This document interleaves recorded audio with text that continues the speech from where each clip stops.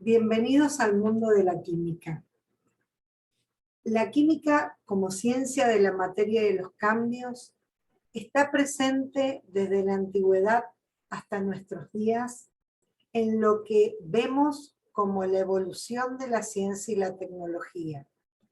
Está vinculada a muchas otras ciencias experimentales, como la física, la biología, la bioquímica, y se cruza con las matemáticas y la estadística. Es la base y está relacionada con las tecnologías químicas, físico-químicas, biológicas, biotecnológicas.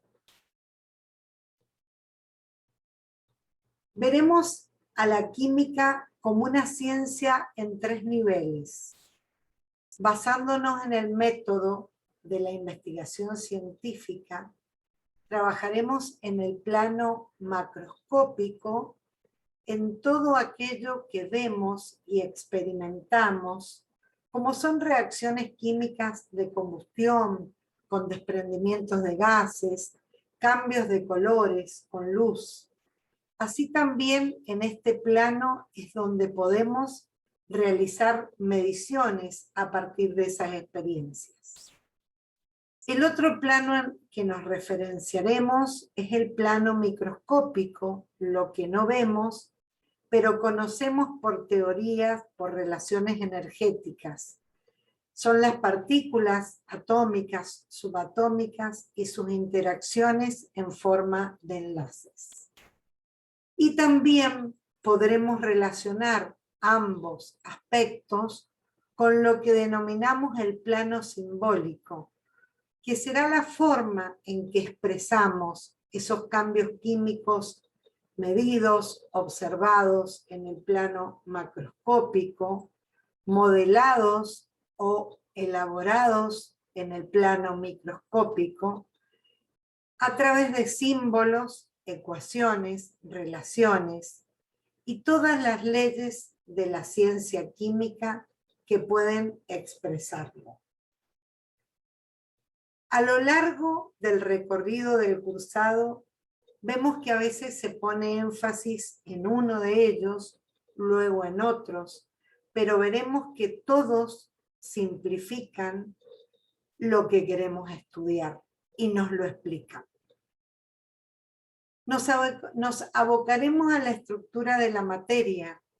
Ya vimos el concepto de materia como todo aquello que constituye el universo, que tiene forma, que tiene masa, que tiene presencia y propiedades. Vamos a hablar de los modelos que me explican el comportamiento y las características de la materia, tanto el atómico como el corpuscular. En el atómico analizaremos la corteza y el núcleo de estas partículas. En el núcleo, sus partículas constitutivas prioritarias, protones y neutrones, y en la corteza, los electrones y su distribución. También podemos ver la naturaleza eléctrica de la materia, cuando aparecen iones en forma de cationes y aniones, o bien los elementos que representan a la materia como propiedades de la misma. Esos elementos, aniones, cationes, en la forma en que se presentan, se enlazan formando compuestos. Esos enlaces serán enlaces con características de metálicos, iónicos o covalentes. Formarán moléculas o especies químicas características que pueden llegar a ser macromoléculas dentro del mundo de la química orgánica, mayoritariamente, y algunos compuestos complejos en la química inorgánica. La unidad que vamos a desarrollar es la estructura de la materia. Nos abocaremos a ella y a profundizar los modelos que explican cómo está conformada la materia. La bibliografía en que nos pasamos serán Atkins, Brown, Witten, Chang, todos libros del nivel de la química general. El desarrollo de la temática para esta parte de nuestra asignatura será la estructura de la materia y el sistema periódico, y puntualmente en estas clases abordaremos la estructura electrónica de los átomos, los conceptos de materia, energía, la equivalencia, las ecuaciones de Einstein, relación masa-peso, concepto de la onda, la dualidad onda-partícula, planteada por Einstein y Planck, el concepto de onda-partícula desde Louis de Broglie, y las partículas fundamentales que constituyen el átomo, para poder avanzar en los modelos atómicos desde Bohr hasta el modelo actual, el de los niveles cuánticos y subniveles de energía, para luego cerrar en la configuración electrónica que nos explicará el comportamiento de estos átomos. La estructura de la materia se puede analizar a través de la historia. Hemos visto distintas experiencias para poder interpretar lo que ocurre con la materia. Ya antes de Cristo, los filósofos Platón, Aristóteles, plantearon a la materia como un sistema continuo, sin vacío. Demócrito, también varios años antes de Cristo, ya pensó en una partícula indivisible, la materia formada por átomos. Pasaron prácticamente 2000 años en donde nada se supo acerca de la estructura de los átomos. En aquel momento se planteó a partir de Dalton que esos átomos que formaban la materia eran diferentes elementos químicos, que esos átomos no se creaban ni se destruían en las reacciones químicas que se daban en la naturaleza, y que se combinaban en proporciones diferentes para obtener los distintos compuestos. ¿Cómo será posible estudiar algo tan pequeño como los átomos? Vimos distintas experiencias en las que se muestra la evolución de los modelos sobre la estructura del átomo. Thomson descubre la existencia del electrón. Millikan descubre la carga del electrón. En forma secuencial, la radioactividad como una propiedad de los núcleos está descubierta por Berkeley y luego los trabajos de Maria Curie. Esto permite entender el primer modelo atómico, que es el modelo de Thomson, también un modelo compacto llamado modelo del budín. Rutherford experimenta con partículas alfa contra una placa de oro y encuentra ya el modelo del núcleo o el modelo nuclear. Puede interpretar la presencia de un centro en el núcleo o en el interior del átomo con características propias. En ese centro se encuentra la masa predominante de esa partícula atómica, y Rutherford es quien descubre la partícula positiva protón. Pasan muchos años para encontrar que cada una de esas partículas o elementos químicos, a través del modelo de Moseley, con un estudio de difracción de rayos X, determina la cantidad de protones que tiene cada especie química y determina entonces el número atómico. Posteriormente, la partícula más compleja para descubrir por su neutralidad eléctrica, aunque con una gran masa dentro del núcleo, es el neutrón descubierto por Chadwick con un bombardeo de partículas alfa.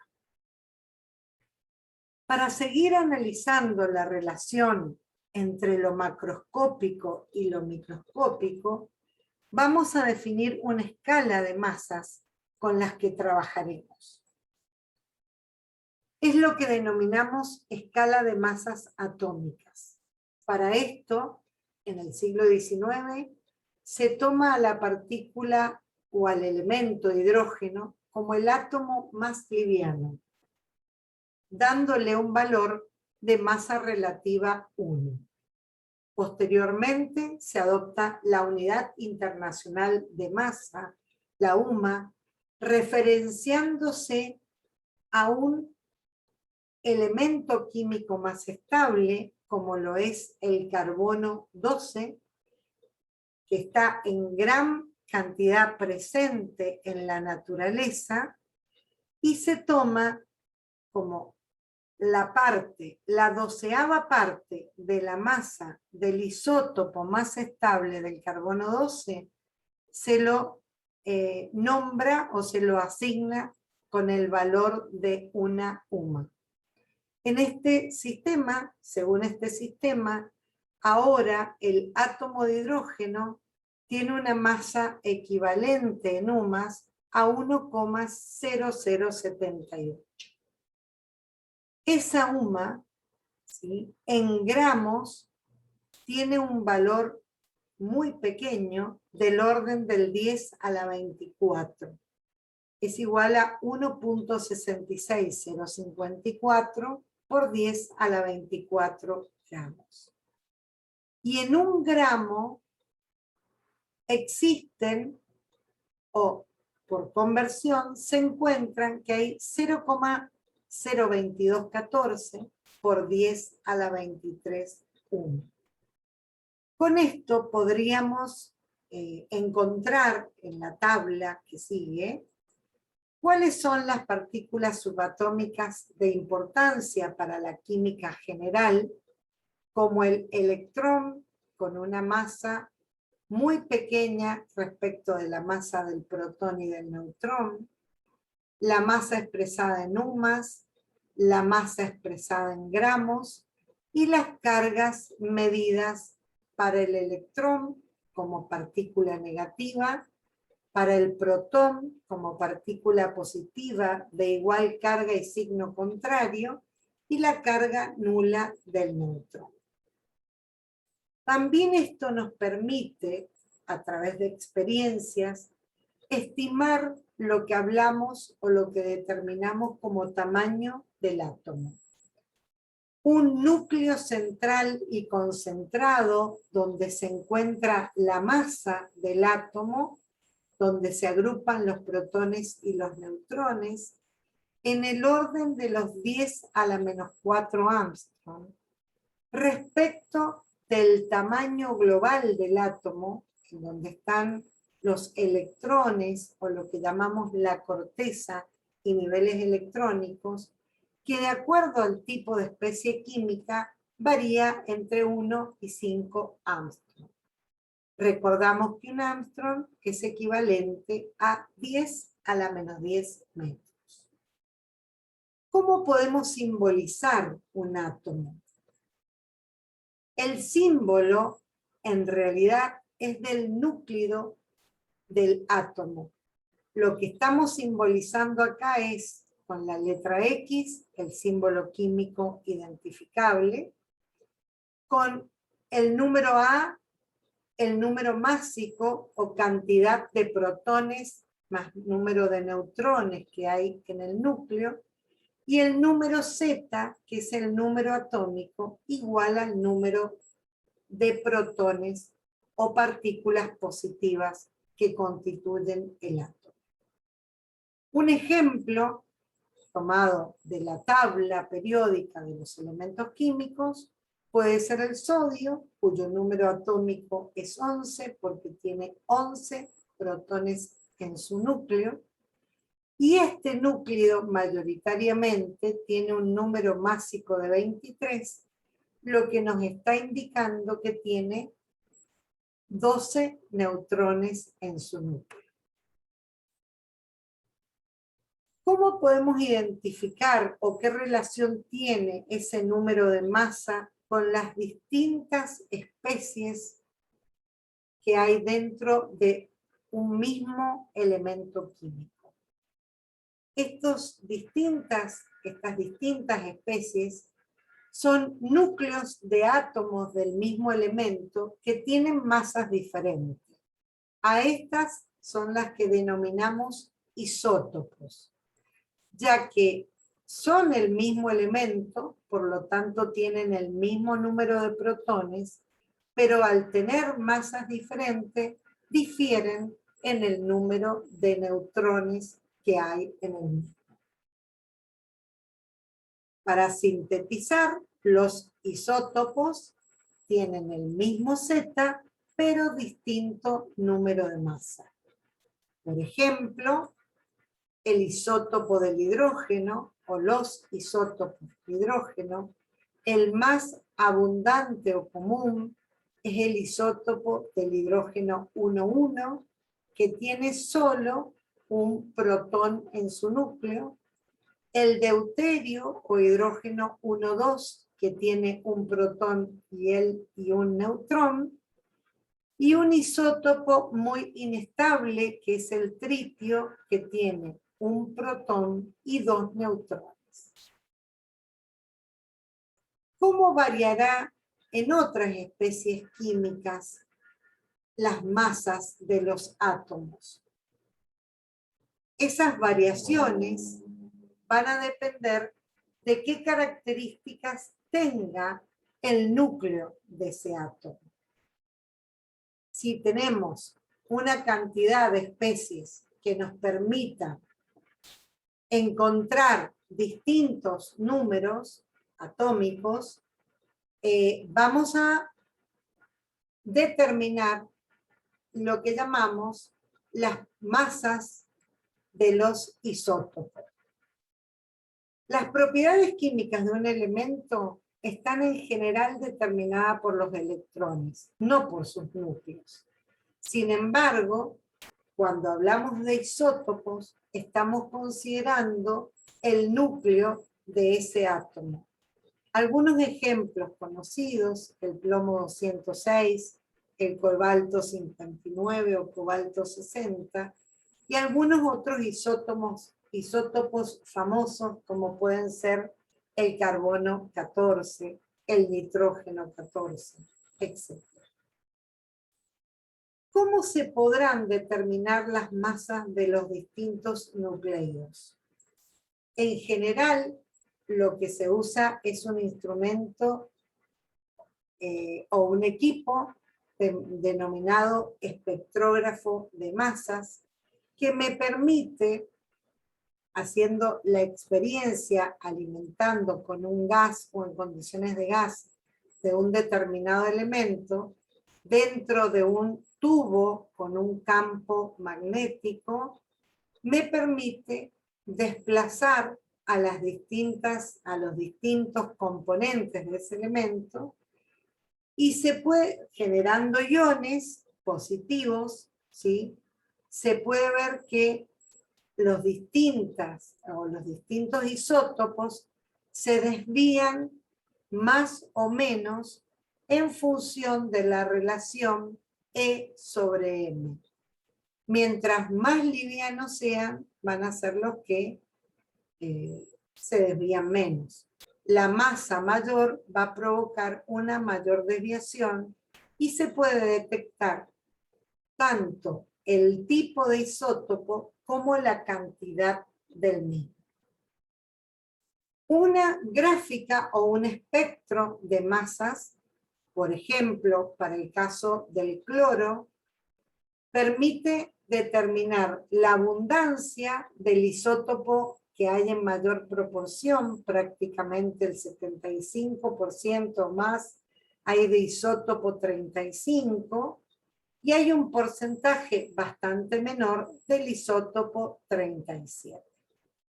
De esta manera se pueden determinar las abundancias o porcentajes de los distintos núcleos o nucleidos del átomo de cloro o de los átomos de cloro.